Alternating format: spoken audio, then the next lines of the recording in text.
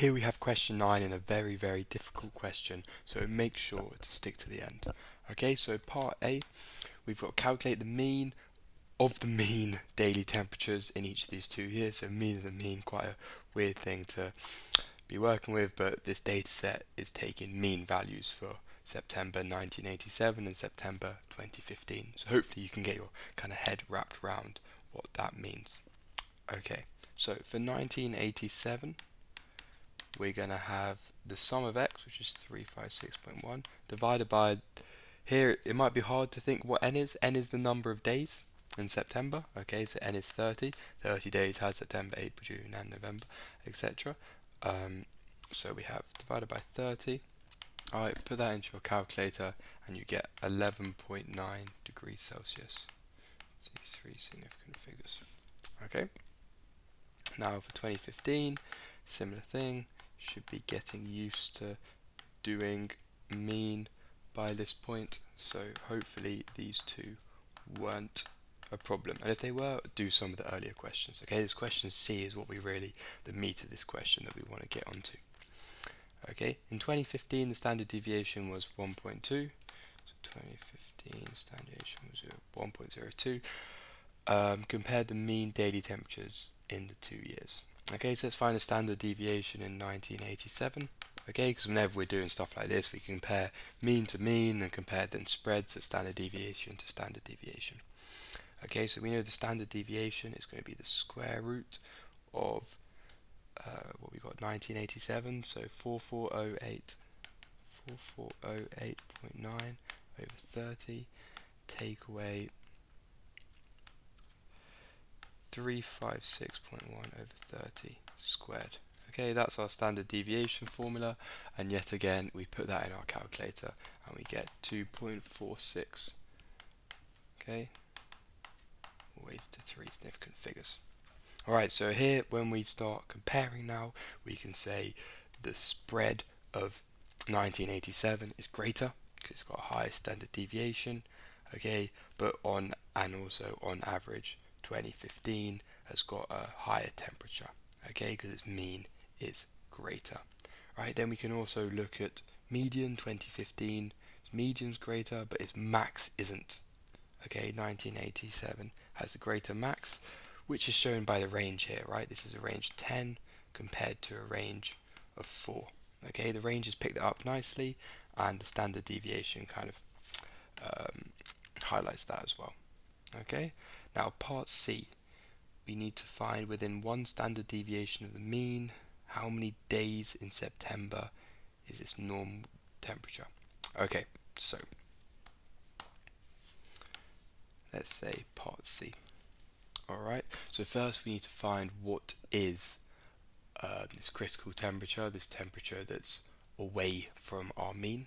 Okay, so our gonna have our upper bound is going to be our mean plus one standard deviation, which is going to be 13.12 degrees Celsius, and then our lower bound is going to be our mean take away one standard deviation, okay, which is going to be 11.08 degrees Celsius, and these are the two that we're looking for.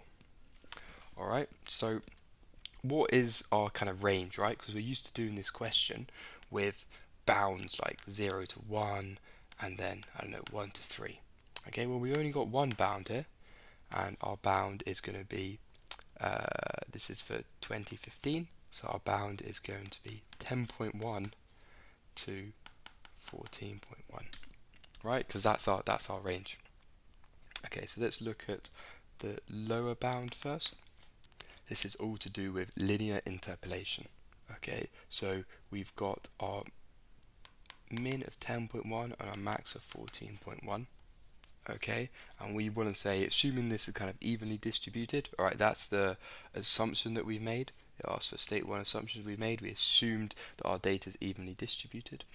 Okay, then the difference between our lower bound here, so 11.08, okay, is going to be the same proportion as our 0 to 30, okay.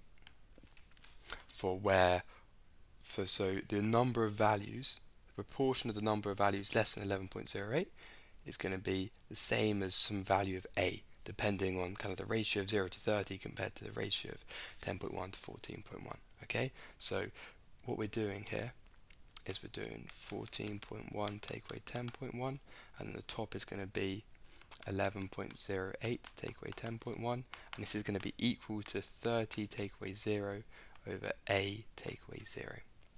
Okay, and now putting this all into our calculator, we're going to get that a equals 7.35. Okay, now we're going to do this for the upper bound. Okay, so it's the exact same thing. So we're going to have a different upper bound now. So we're going to have 13.12 take away 10.1. Okay, and then we're going to still have 14.1 take away 10.1, and now we're just going to have b take away 0 over 30 take away 0. Okay, and now we need to calculate this. So we rearrange and we get b equals 22.65. Okay, so we've got our value of a and we've got our value of b. Okay, and we want to know the number of days, alright, which is normal, which is within one standard deviation of the mean. Okay, so we know that there's 22.65 that are less than 13.12, and we know that there's 7 which is one greater standard deviation than the mean, and then we know that there's 7.35 that is less than 11.08, which is one standard deviation less than the mean.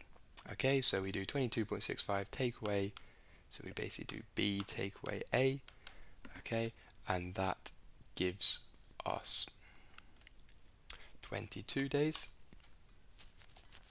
Okay, so that's how many days. Oh no, sorry, not 22. That's not great maths. 22.65 take away 7.35. Okay, we get 15.3. So there's 15.3 days in which the range is between standard deviations that we want, right? And we just say that this is 15 days, okay, because you need to kind of have your whole number. Alright, so the temperatures are equally distributed throughout the range. Okay, perfect.